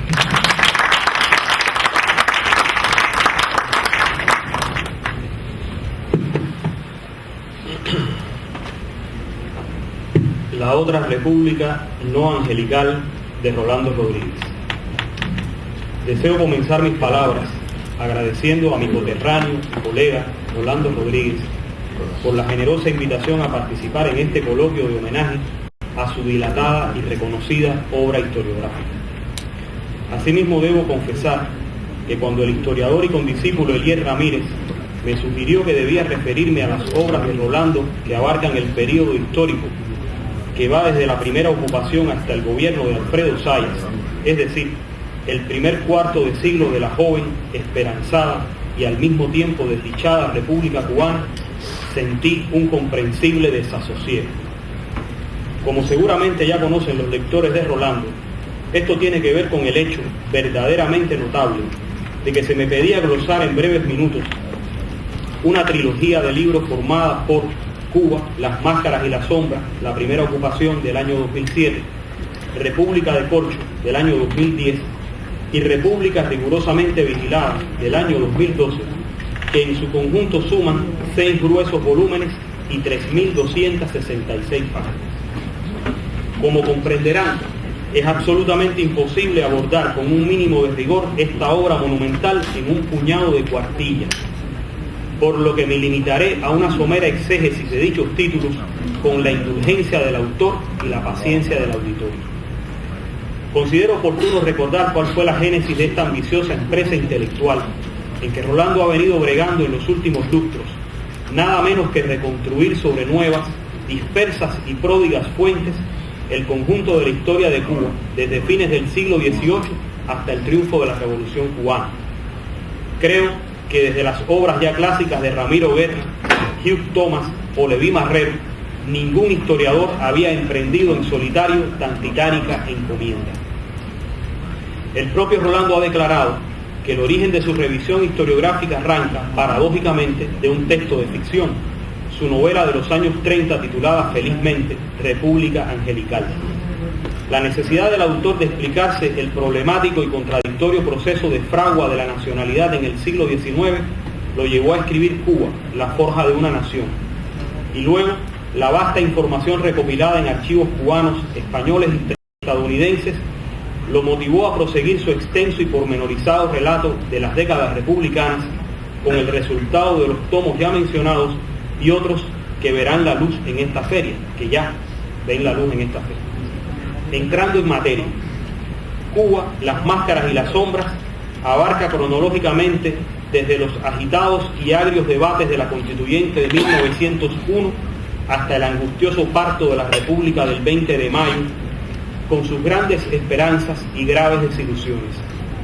Las acaloradas discusiones de los asambleístas, sus indecisiones, incertidumbres y también su defensa de la soberanía nacional están expuestas con una minuciosidad benedictina, acompañada con multitud de datos y detalles del devenir político cotidiano, extraídos de la prensa, de una copiosa bibliografía y de documentos primarios que incluyen cartas y discursos, anécdotas y obras literarias, reportes oficiales y documentos diplomáticos, una buena parte de estos últimos provenientes de archivos y bibliotecas estadounidenses, reveladores en alto grado de la conjura sombría de los interventores contra la nación cubana. Llegado a este punto, no puedo pasar por alto, y esto es válido para todo el conjunto de su obra, el uso que hace Rolando en su discurso historiográfico de un lenguaje desenfadado y muchas veces retozón y travieso. Esto no es frecuente en los libros de historia, más apegados a un enunciado neutro o convencionalmente académico, pero en el relato de Rolando abundan los humanismos, los fraseologismos, los refranes y no pocas locuciones del habla popular. De igual modo, expresiones irónicas, sarcásticas o jocosas son usadas para referirse a asuntos muy serios, en un ejemplo del cubanísimo choteo que forma parte de nuestro ser nacional. Citaré solo algunos ejemplos tomados de epígrafes de las obras en cuestión. Tomasito el Cicatero, para poner en solfa la pretendida honradez de Estrada Palma. Juega la Dama Blanca, alusiva al tema de la penetración económica sobre el azúcar. El tira y afloja sobre la isla de Pino, acerca de las pretensiones yanquis de limitar la soberanía cubana sobre la isla vecina. Vulcano bajo tiburón, que alude al movimiento obrero en tiempos de José Miguel Gómez. Menocalbrú se fue a la guerra, para graficar la entrada de Cuba en la Primera Guerra Mundial. Hoover le tira un salvavidas a Zayas en un empréstito. O por fin parió Katana, expresión para señalar el reconocimiento por los Estados Unidos de la soberanía cubana sobre la isla de Pino. Tan sugerente como el uso coloquial o insólito del lenguaje, puede resultar también el juicio que Rolando realiza de algunos personajes de aquella historia, señaladamente en los casos del general Julio Sanguilí, Tomás Estrada Palma y Gonzalo de Quesada y Aroste. Pero más allá de la íntima convicción del autor acerca del proceder deshonesto y equívoco de los mismos, a contrapelo de lo que podrían afirmar otras fuentes, lo cierto es que no pocas evidencias testimoniales y documentos lo señalan en actitudes innobles y flaquezas ideológicas. Para decirlo con sus propias palabras, el historiador tiene el deber de decir siempre la verdad, por dura que ésta sea. Los dos tomos consagrados a los gobiernos de Estrada Palma y José Miguel Gómez, con el paréntesis de la segunda intervención, fueron colocados bajo el título República de Corcho, una metáfora que, en mi opinión, trata de expresar la alarmante dualidad de una clase burguesa dominante-dominada que aspiraba a mantenerse en el poder republicano a toda costa, como fuente de legitimación de su hegemonía clasista y garantía de su riqueza, aunque ello implicaba poner en riesgo la soberanía, entregar una parte sustancial de la economía y subordinarse peligrosamente a intereses foráneos. En otro lugar del libro, Rolando refiere que fue por la capacidad de José Miguel Gómez de poner a flote a una república que parecía hundirse fatalmente en el pantano de sus males, que utilizó la frase de Marx. Desde el punto de vista historiográfico, Rolando prosigue la narración pormenorizada de sucesos y acontecimientos. Intercala momentos del devenir económico, de la vida social y las mentalidades de la época, aunque es el relato de los procesos políticos los que guían el análisis del historiador, con agudas observaciones sobre los intereses mezquinos, ambiciones políticas y actitudes deshonestas manifestadas por los grupos en el poder, divididos y enfrentados los libertadores, y las intrigas continuadas de los agentes estadounidenses que debían defender sus intereses en la isla. Quizás uno de los mejores ejemplos de esta condición trágica fue que a la muerte de Máximo Gómez, el ministro Squires escribiera que su desaparición eliminaba al mayor enemigo del régimen estradista, porque era, y cito, el único líder del pueblo y probablemente el único hombre que podía poner de manifiesto su enérgica oposición al gobierno. Otro mérito de estos volúmenes radica en que ofrecen una visión panorámica de lo que está sucediendo en diferentes escenarios de la isla, y no solo en La Habana, como suele ocurrir con demasiada frecuencia en las historias nacionales de largo aliento. También se escuchan en el relato las voces de innumerables actores sociales, desde los políticos cubanos y norteños hasta los obreros y líderes del movimiento de color, pasando por las prostitutas o los comerciantes, lo que crea en el libro una notable sinfonía de voces diversas y contrapuestas. La narración de los sucesos relacionados con el movimiento político de negros y mulatos que llevó a la insurrección de 1912 y la subsiguiente masacre racista, que ocupa buena parte del tomo segundo, fue reelaborada y publicada en libro aparte bajo el título de La conspiración de los iguales en el año 2010. Una virtud, esta vez editorial, reside en que para esta obra las citas, notas y referencias, numerosísimas e imprescindibles, fueron situadas a pie de página y no al final, lo cual facilita eficazmente la lectura y la inmediata contrastación con las fuentes utilizadas. Es de lamentar que no se siguiera igual método en la última obra que comentaré, República rigurosamente vigilada, que comprende el decenio de los dos gobiernos del general Mario García Menocal, 1913-1921, y el de Alfredo Zayas, 1921-1925. La presidencia de Menocal fue turbulenta y conoció de grandes favores al capital estadounidense en el azúcar. La violencia política se acrecentó, se creó la moneda nacional y se dictó la ley del divorcio. Su afán reeleccionista nuevamente trajo la discordia entre los partidos, zanjada de manera cruenta con la llamada guerrita de 1917 o de la chambelona, y a diferencia de la guerrita anterior, el candidato oficial conservó la silla presidencial, no sin la injerencia extraña que paradójicamente debía preservar la virtud doméstica. Salpican nuevamente la narración de este periodo las grandes luchas obreras y los cotilleos de la vida cotidiana, la afición por el cine, las grandes revistas, la moda, los clubes sociales, el juego, la prostitución, la inmigración antillana y las novelas que reflejan el drama nacional que transitó velozmente de las vacas gordas a las rumiantes flacas. Zayas continuó en algunos casos y acentuó en otros los males y vicios de Cuba republicana, según la afortunada expresión de Milito Roy.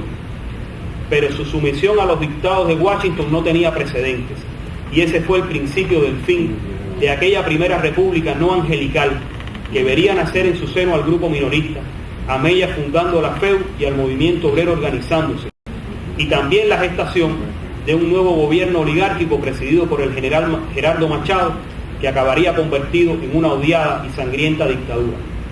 Pero ese es el asunto de otro libro, seguramente no menos tentador, polémico y caudaloso que los que acabo de reseñar. Muchas gracias.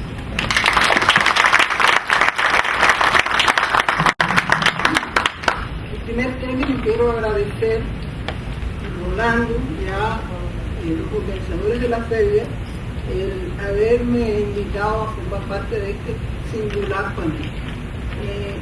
Yo tengo en común con Rolando algo, y es que Rolando y yo casi que conocimos un grupo de fuentes orales y compartimos acá con determinadas personalidades. Yo creo que este libro que me toca a mí presentar, o los dos libros que me toca a mí hablar, tienen una fuente común, que él se los dedica a Roa. Y los que conocimos a Roa saben y entienden perfectamente por qué Rolando combina la narración literaria con la pasión historiográfica y también y no es menos también con la imaginación. Yo quisiera llamar la atención sobre lo siguiente. En el caso de Rolando, se está poniendo sobre la mesa algo que me llamó mucho la atención cuando hace menos de un mes, en un panel de la revista Temas, dedicado a los problemas de la historiografía de la Revolución Cubana, se decía que la historia es ciencia. Y yo decía, ¿y qué hacemos con los griegos? ¿Y qué hacemos con Clio? ¿Y qué hacemos con las musas? ¿Y qué hacemos también con otras muchas formas de vida? En ese sentido, aquí, personas que no es del gremio literario han hablado de la buena prosa de Rolando, de la capacidad de Rolando para construir una imaginación histórica que ayude al mejor conocimiento de los hechos, y eso sale porque Rolando también cree en la musa Clio. Creo que esa también fue una de las herencias que le dejó. Entonces, como decía, yo no conocí a Rolando hasta muchos años después, pero en la misma medida en que he ido trabajando ahora me he dado cuenta que en un determinado momento pues estuvimos los dos accediendo a fuentes orales similares. En este sentido, yo lo primero que me leí de Rolando fue La República Angelical. Por suerte para mí, La República Angelical apareció cuando ya yo había defendido mi tesis de doctorado, porque yo había tenido que leerme casi 100 novelas, centenares de revistas, y de buenas a primeras me hubiera encontrado con las páginas, las 786 páginas que tiene La República Angelical, y me hubiera complicado la vida. Así que yo saludo mucho que el libro haya salido después que yo defendí mi tesis doctoral, porque me hubiera complicado la vida las 786 páginas. En ese sentido, recuerdo que leí Ánima Sola de Soler Puig, que fue después que yo defendí en el 85, la primera que salió fue Ánima Sola, que es en cierta medida una coda de El Pan Dormido, y República Angelical, pero por suerte para mí estaba fuera ya del momento que yo había cerrado mi investigación sobre todo lo que fue la producción narrativa de los años 30. En este sentido, por supuesto, la novela es importantísima. Yo realmente soy una defensora de telenovelas, radionovelas, folletines, obras de teatro que ayuden, dibujos animados, documentales. Creo que hay que librar una batalla por abrir espacio a la sensibilidad histórica a través de medios indirectos. Aquí está la doctora María Dolores Ortiz, que lo sabe bien también, porque desde escribe ella sabe que muchas veces desde una novela, desde un cuadro, de una película, se puede acceder a el gusto por la historia. En ese sentido, República Angelical es una novela muy interesante. Por supuesto, yo no me la leo igual que se la puede leer una persona que no conozca. Yo conocí a muchas de las personas que están citadas ahí, sencillamente Rolando usó la ficción y también se cubrió las espaldas porque había gente que estaba viva todavía en ese momento, y por supuesto, si él se hubiera atrevido a poner los nombres reales, pues se hubiera buscado grandes líos, y por lo tanto él se cubrió las espaldas utilizando la ficción. La novela República Angelical es importante conocer, y es importante en el momento que salió, por lo que voy a decir ahora.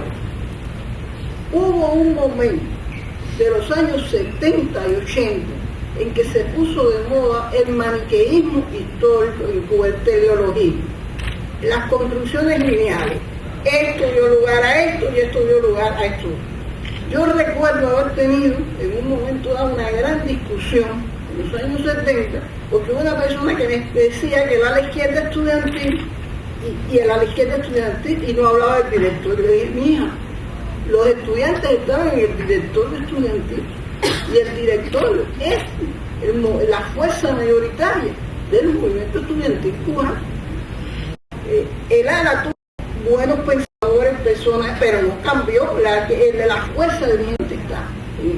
Y Rolando explica muy bien en su novela las contradicciones.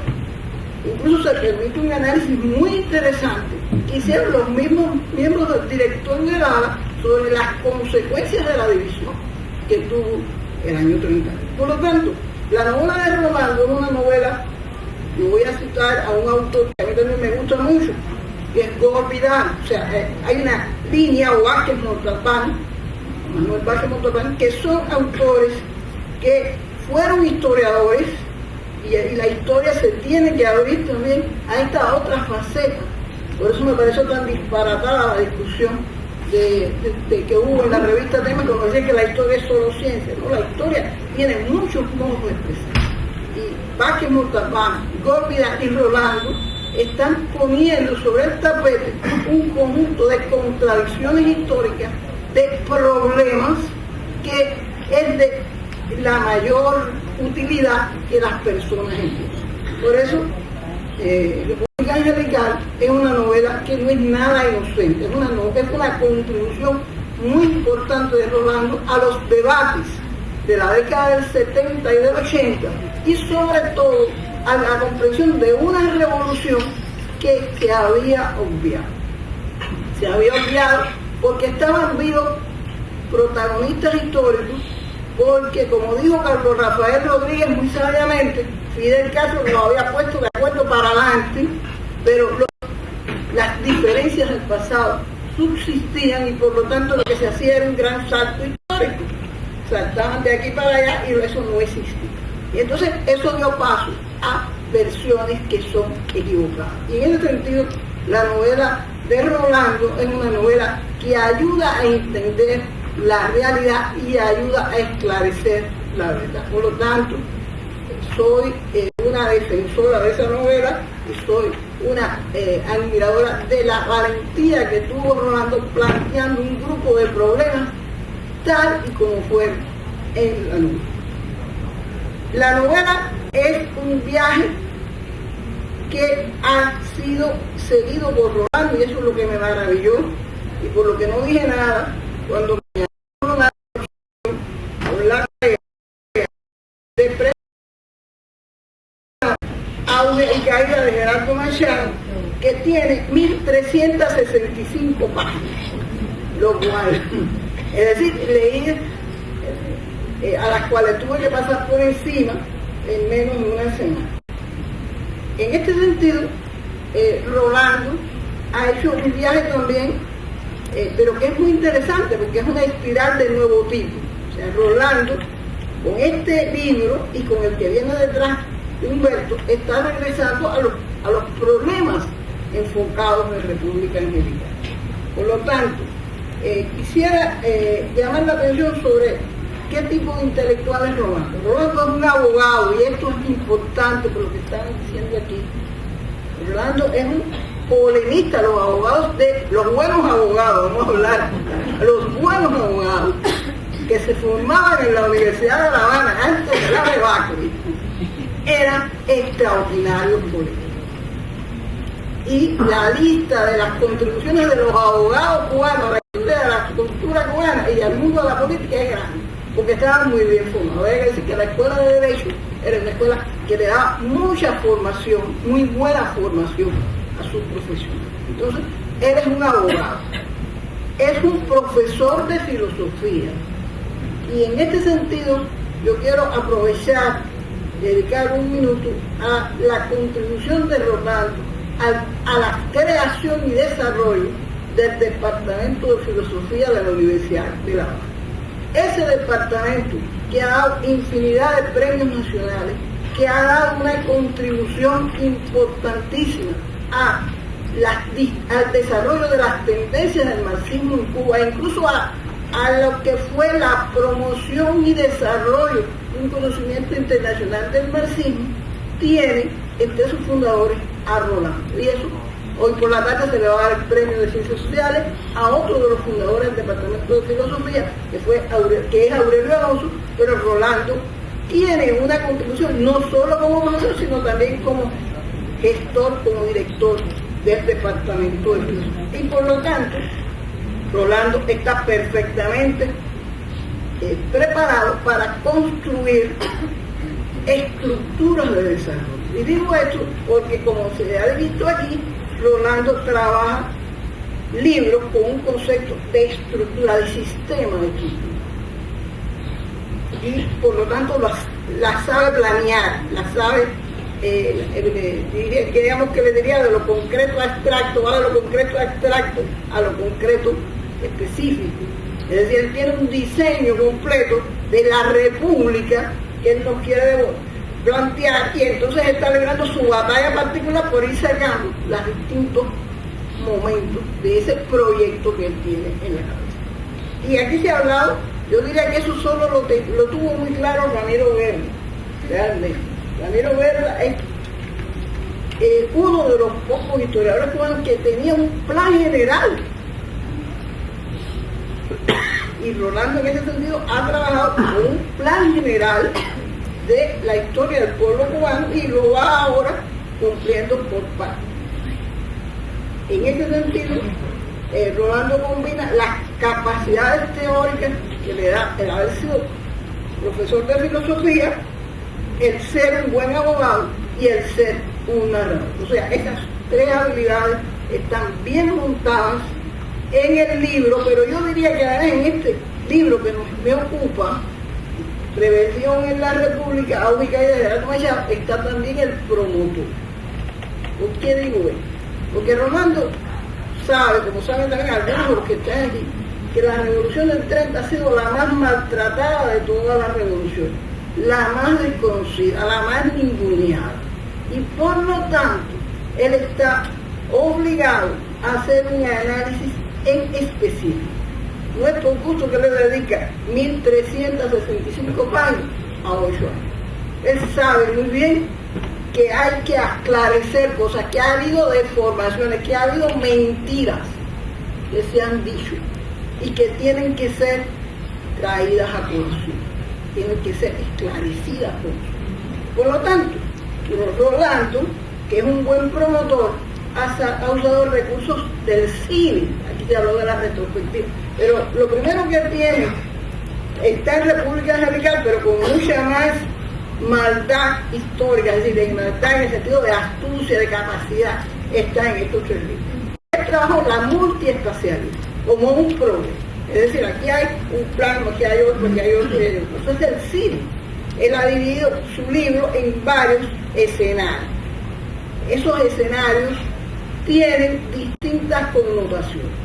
Por ejemplo, Rolando, de hecho sin mencionarlo, tiene un debate con Herminio Porter Vilá. Y quiero llamar la atención porque Herminio Porter Vilá, que algún día tiene que republicar la editorial de Ciencias Sociales, Herminio Porter Vilá abrió un diseño historiográfico importantísimo cuando dijo que no se podía estudiar la historia de Cuba sin sus relaciones con España y sus relaciones con los Estados Unidos. Eso con España está más claro, se ha visto más, pero con los Estados Unidos. Y efectivamente una de las fuentes más importantes que tiene Rolando es toda la correspondencia, todo el servicio de correspondencia que generaba la Embajada de Estados Unidos, a través incluso de diversas fuentes, como es el servicio militar, el servicio y las otras áreas de la embajada. Porque el servicio militar no tiene igual que el servicio político y a veces es contradicción. Y Rolando toda la información que generó la embajada americana y las contradicciones. Esto me parece sumamente importante porque quita la idea maniquea de que había una sola mirada. No es cierto, había distintas miradas e intereses encontrados. Él te pone el dominó de la embajada con su doble 9, su doble 0, su complejidad, pero te pone también las actas del Consejo de Secretarios. Ya sabemos que hasta el año 40 no hay ministro en Cuba, sino sin secretario. Te pone también los debates del Consejo de Secretarios. Por supuesto, eso genera también información, es buena información de las distintas secretarías, donde también vemos el dominó funcional.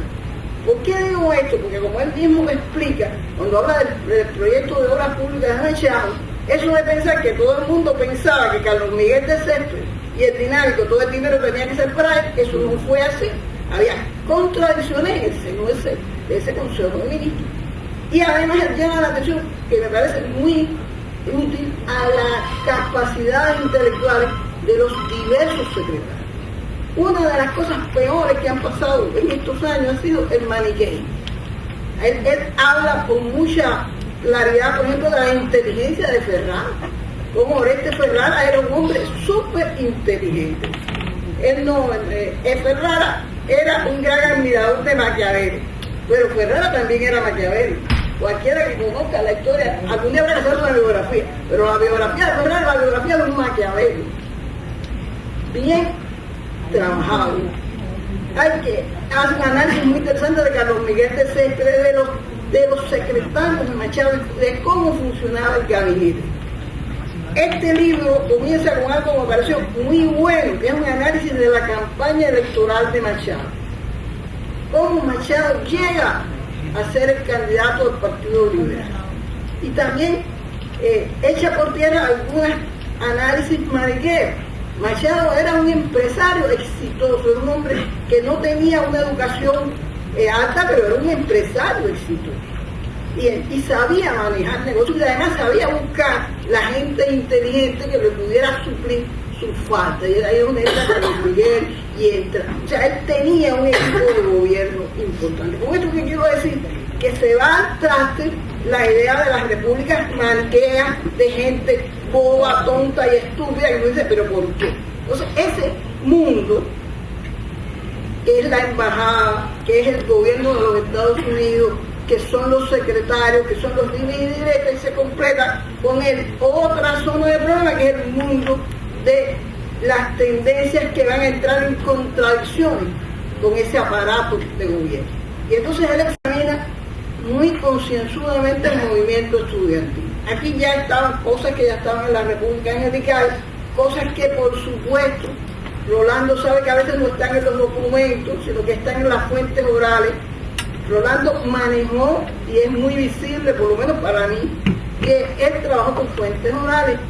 Ahí está Vilaseca con sus historias, ahí está Roa con sus historias, ahí está Willy Barrientos contando cosas. O sea, él hace una reconstrucción muy válida de la complejidad del movimiento estudiantil. Y el peso específico que tiene ese movimiento estudiantil en el diseño de las estructuras de la creación de una intelectualidad que va a trabajar ahí y que va a acompañar el resto del siglo.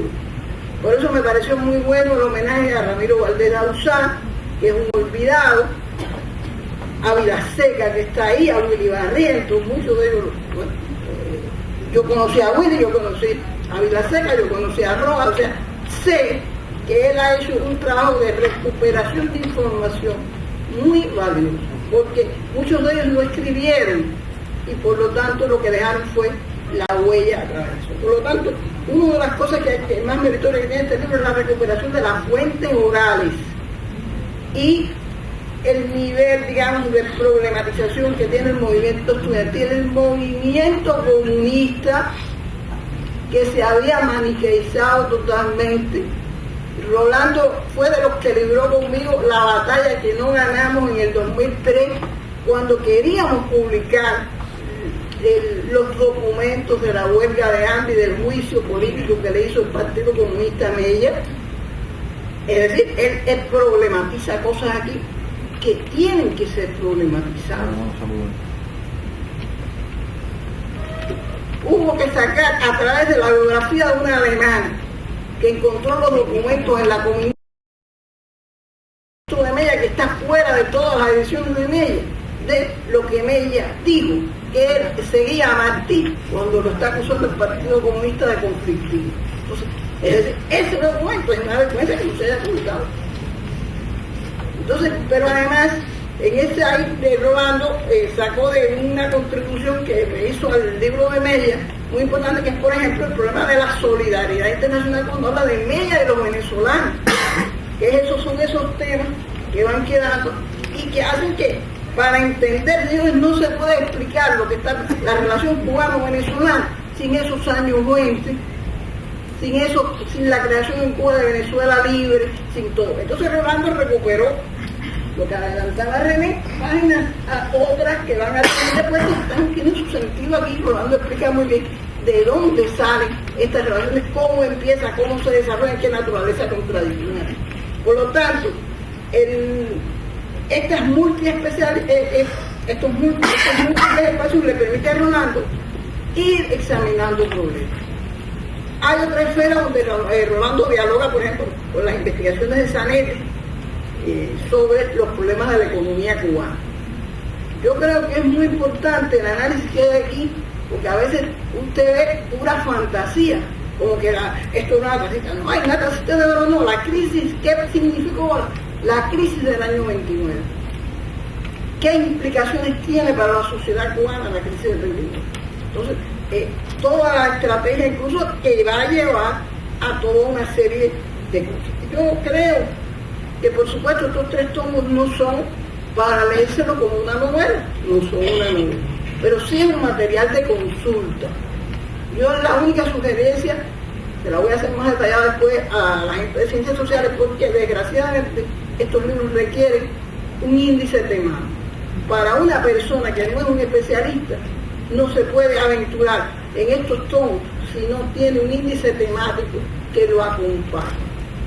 Entonces, la mayoría de la población cubana no tiene por qué tener los conocimientos de un especialista. Y entonces este libro requerirá un acompañamiento temático que le permita consultar en un momento dado, incluso como algunos capítulos se ensamblan en una especie, digamos, de línea de lectura, el tema económico, el tema diplomático, el tema social, las contradicciones del movimiento revolucionario, que van dando también, ahí hay una imagen de novela, como, algo así como rayuela. Esto se puede leer también a los Cortázar, que es por línea, que van a acompañar esta lectura. Yo realmente quiero recomendar la combinación de la novela con los 3 tomos. Es algo importante, es algo impresionante cómo Rolando ha logrado ensamblar una mirada sobre uno de los momentos más complejos de la historia de Cuba. Yo, por supuesto, no todo lo que Rolando dice estoy de acuerdo. Hay una cosa ahí que yo un día nos sentaremos a discutir. Yo no estoy muy de acuerdo cuando él dice que Machado es un psicópata. Yo no creo que Machado fuera un psicópata. Yo creo que Machado tenía muy clara la conciencia de la criminalidad como un recurso del poder. Y ese debate, por supuesto, es un debate mucho más complejo. Recuerdo que se dio en pleno, acabado de terminar el Machado, con el caso de Pedro Castel. Pedro Castel, el primer director del Presidio Modelo, ¿era un loco o era un hombre que estaba cumpliendo una función? Los asesinos, o el señor T, toda esa gente, o el señor T, esa gente eran locos, eran enfermos, eran gente que estaban cumpliendo una parte de la telenovela del pueblo, como se ha visto muchos años después. Pero ese debate es válido, es decir, él dice en un momento, ahí yo lo marqué, lo tengo marcado, no estoy totalmente convencida de que Machado sea un psicópata. Me parece que es un punto discutible, eso es lo bueno que tiene el libro, como él te abre a preguntas, como él te abre a debate el libro. Yo realmente recomiendo los 3 tomos, por supuesto los 3 tomos están unidos a lo que venía explicando Félix Julio, es una saga, hay cosas que están, o sea, para entender el formato, la estructura que tienen estos 3 tomos hay que ir a República rigurosamente vigilada, porque por supuesto estos 6 libros, serían 5, no 6, porque es la revolución del 30, o sea, él va de Sayas a Mendieta, él va cogiendo todos los problemas de la revolución del 30, y yo diría que es una de las grandes contribuciones que se han hecho en los últimos 30 años al conocimiento de una revolución que es imprescindible para entender lo que pasa en el 59. Si no sabemos, mientras nosotros no sepamos lo que pasó ahí, no entenderemos cuáles son las fuerzas y las coordenadas de lo que se está moviendo en el 59, porque fue un tiempo demasiado corto entre lo que separa este momento de los 20-30 con el triunfo revolucionario. Los actores sociales estaban vivos y colisionaron con una nueva generación de actores. Y hubo gente que estuvo al lado, una buena cantidad de gente, cosa que a la gente se le olvida. Si tú no puedes entender el 68 sin el 95, no puedes ser al inverso. Para entender el siglo XX hay que entender lo que pasó en los 20 y 30 para entender lo que pasó en el 50. No hay modo de hacerlo. Entonces yo veo esas historias que saltan al golpe de Estado del 52 como si ahí no hubiera pasado nada. Ese teleologismo hay que barrerlo. No fue pseudo república, fue una república neocolonial, pero además de nuevo tipo. Los modelos neocoloniales que se estrenaron, y es algo también que hay que agradecerle a Rolando. Como Rolando está explicando ahí que los fundamentos del neocolonialismo ahí no son obsoletos, son de los más modernos, incluso hasta de laboratorio. Se están probando técnicas, se están probando cosas, y yo diría que por eso toda esa parte de el mundo del gobierno de Estados Unidos, el mundo de la embajada, el mundo de los grupos de presión, porque también esto hay que ver, los modelos neocoloniales no son solo de una metrópoli, sino también existen grupos de presión que quieren y tienen compromiso con eso. Yo creo que todo eso que está en ese libro, y lo hace muy importante, es válido para que salgamos de los maniqueos programas de historia que se están dando a nuestros muchachos, que no conocen la palabra contradicción, que no conocen los intereses en pugna. Rolando está de hecho, y por eso digo que es un abogado que está librando una batalla que es decisiva para la historia del siglo XX cubano. No se puede trabajar con maniqueísmo, no se puede trabajar con la geografía de buenos y de malos. Eso hay que sacarlo de la mentalidad pública o vamos a la debate. También pudiéramos irnos a Bolina, si no, sí. Roa, cuando usó la metáfora de irse a Bolina, estaría muy bien lo que estaba haciendo. Roa, el que lo conoce, Roa era un provocador. Nosotros estamos en riesgo de irnos a Bolina y seguimos con los análisis de un teleologismo barato, de un maniqueísmo que no tiene la más mínima función social y que hoy día es una especie de puerta a la despolitización, porque todo es tan fácil que no puede ser verdad y por lo tanto no creen ni eso ni nada. Por lo tanto, la batalla historiográfica por regresar a las contradicciones, a los conflictos está dada, y Rolando es un buen abogado abriendo el camino. Muchas gracias.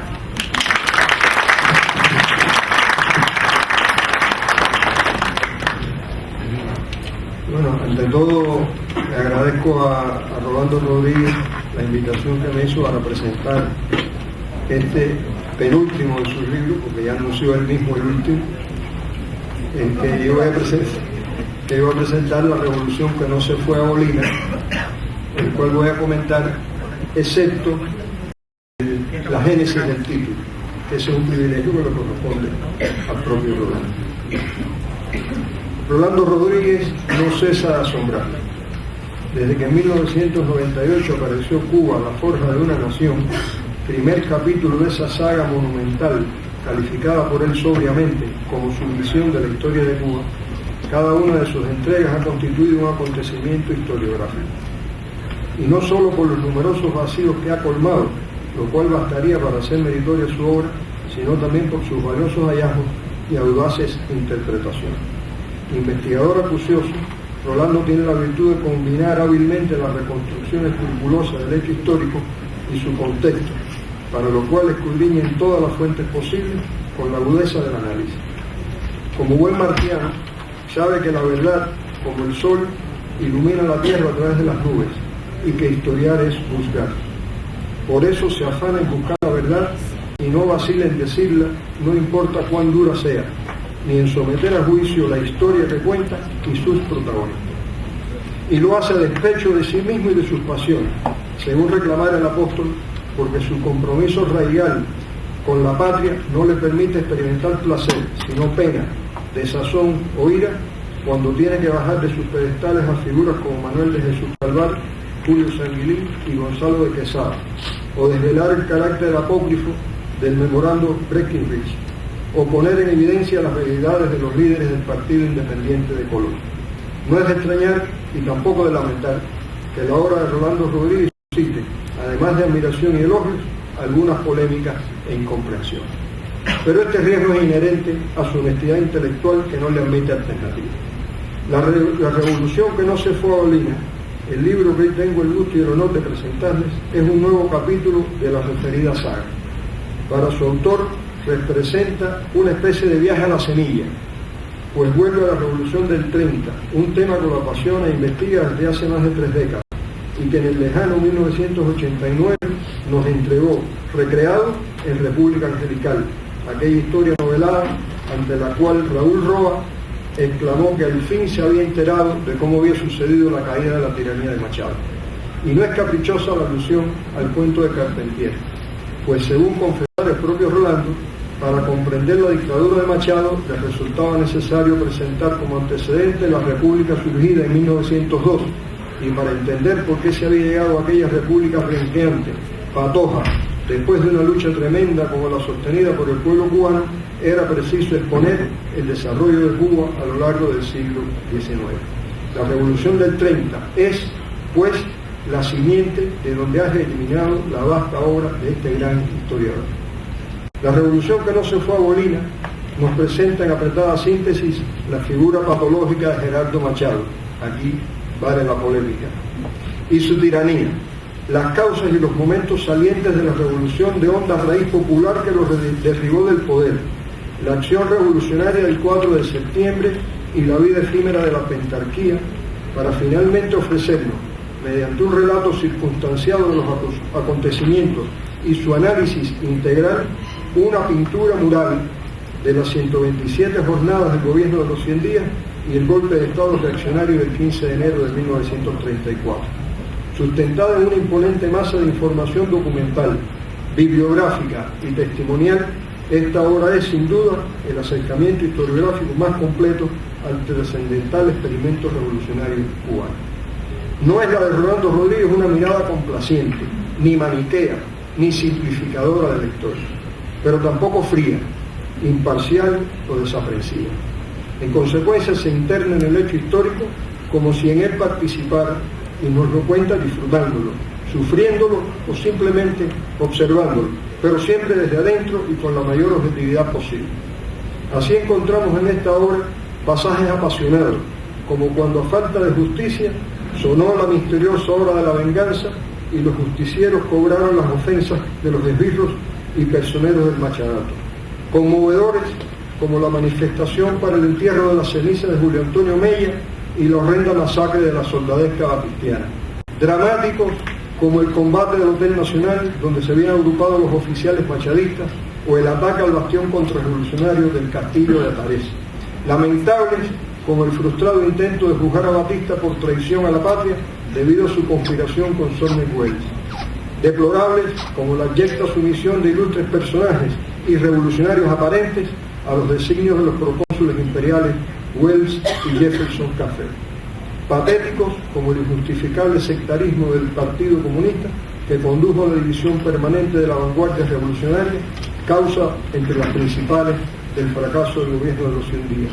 Luminosos como los viriles enfrentamientos de Antonio Guiteras con los monopolios yanquis y aquellos decretos propuestos por él y aprobados por Ramón Grau San Martín, que como enormes martillazos iban rompiendo lentamente la gigantesca maquinaria imperialista que ahogaba al pueblo de Cuba. El fruto de esta mirada desprejuiciada y panorámica es una imagen caleidoscópica que refleja de cuerpo entero la república maltrecha y gallarda de que alguna vez nos hablara Cintia Vitier. Rolando Rodríguez no elude ni trata con ligereza los numerosos sucesos de la época investigada, por muy escabrosos que hayan sido. Por el contrario, los aborda en su rica complejidad y los juzga, pero también ofrece la información y los argumentos de que dispone para que el lector no esté obligado a admitir o rechazar su juicio, sino en condiciones de formarse el suyo propio. De mucho interés resultan los documentos, hasta ahora inéditos, de la Embajada de los Estados Unidos en Cuba y del Departamento de Estado, no incluidos en la colección Foreign Relations of the United States, y en especial los de la inteligencia militar yanqui, que también seguía de cerca y se inmiscuía en los asuntos internos de Cuba. Del conjunto documental norteamericano, analizado por Rolando, saltan a la vista dos elementos novedosos y nada halagüeños para la diplomacia y el espionaje imperiales. El primero, los reportes falaces e insidiosos de Benjamin Somerville sobre la situación cubana, tendientes a provocar la intervención militar yanqui a sabiendas de que esa acción no se avenía con la política de buena vecindad hacia América Latina trazada por el presidente Franklin Delano Roosevelt, la única, y de lo cual habló la doctora, la única explicación de esta irracional conducta, motivo de alguna reconvención presidencial, es la frustración de Wells tras los sucesos del 4 de septiembre, que lo tomaron por sorpresa e hicieron fracasar su operación mediacionista. Los frecuentes errores, imprecisiones y disparates sobre hechos, situaciones y personas contenidos en los mencionados documentos que ponen en tela de juicio la profesionalidad de sus autores y el supuesto buen conocimiento que tenían de la realidad de Cuba. Todo esto encontrará el lector en la revolución que no se fue abolida, pero hay mucho más, entre lo que resalta la amplia y profunda obra transformadora que se propuso y comenzó a realizar el gobierno de los 100 días, la cual suele conocerse de forma parcial o sumaria y que ahora nos llega en toda su extensión y contextualizada. Labor positiva emprendida a pesar de las debilidades consustanciales con la heterogeneidad del propio gobierno y la oposición sistemática en absurda e indeliberada coincidencia de la derecha, la izquierda y el imperialismo yanqui que no le dejaron un instante de reposo. Carleton Beals, periodista norteamericano que conoció y admiró a Guiteras, calificó al gobierno de los 100 días como romántico y nacionalista sin programa definido, pero también como el primer gobierno en la historia de Cuba de origen puramente cubano. Louis Bush, insurreccional en las décadas del 30 y el 50, fiel seguidor de Guiteras y de Fidel, aseguró que en todo el siglo XX cubano, hasta el triunfo de la Revolución cubana, nunca se hizo tanto por el país y por las clases trabajadoras de Cuba como durante el gobierno de los 100 días, y la mayor parte de este mérito histórico corresponde a Antonio Guiteras. Para Rolando Rodríguez, el gobierno de los 100 días fue el más progresista que había tenido la República, que en solo 127 días había cambiado la historia de la isla y que hizo una revolución que dejó huellas perpetuas que trascenderían a 1953. El gobierno de los 100 días fue la etapa culminante de la revolución del 30. Entonces, ¿se fue o no abolina esta revolución? Demos la palabra a Antonio Guiteras, quien en su conocido artículo Septembrismo, publicado en Bohemia el 1 de abril de 1934, escribió estas palabras proféticas. A pesar del quebranto, el gesto del gobierno de Grau no ha sido estéril. Esa actitud rectilínea mostró un mundo de posibilidades al pueblo de Cuba que ya había bebido con ansia los escritos de nuestros intelectuales que le mostraban la senda de la revolución verdadera. Esa posición erguida mostró a los revolucionarios el camino. Esa fase de nuestra historia es la génesis de la revolución que se prepara, que no constituirá un movimiento político con más o menos disparo de cañón, sino una profunda transformación de nuestra estructura económico-político-social. El 22 de abril de 1936, meses después del asesinato de Guiteras, Pablo de la Corriente Brau escribió las siguientes palabras sobre aquel hombre que a juicio de Raúl Roa le había impreso sentido y carácter al tormentoso y efímero ensayo del gobierno de los 100 días. Ha pasado un año desde aquella caída épica del Morrillo. La revolución dobló la rodilla y siguió adelante, y seguirá siempre por encima de todas las caídas. Estas palabras son valederas también para la revolución del 30, que decididamente no se fue a abolir. Muchas gracias.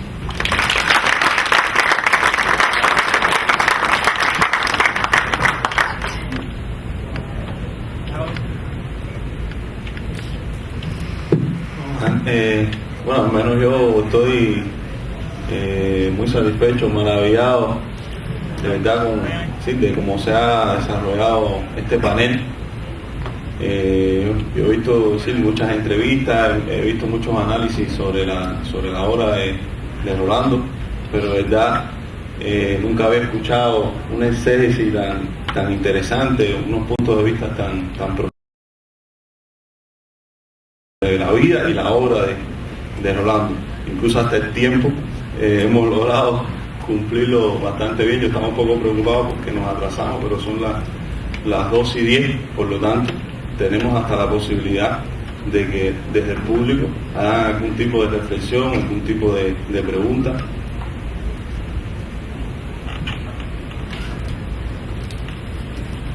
sería no sé qué era una sorpresa para... no sé.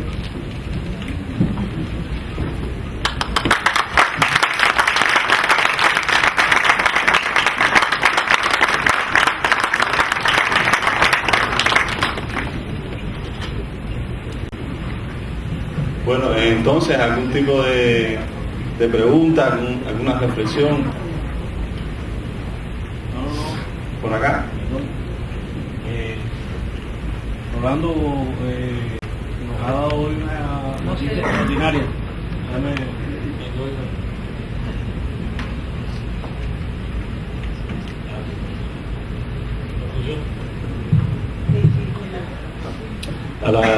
A este extraordinario homenaje a la figura de Rolando, habría que añadir la extraordinaria noticia de que ha terminado un nuevo libro que en su intervención comenzó amenazando a Zuleika y a la editorial Nuevo Milenio. Entonces, no para nada resulta una amenaza. Ciencias Sociales el sello Ciencias Sociales está a su disposición y con bueno trascenderá que estamos esperando que usted entregue el libro para comenzar el proceso editorial. Muchas gracias.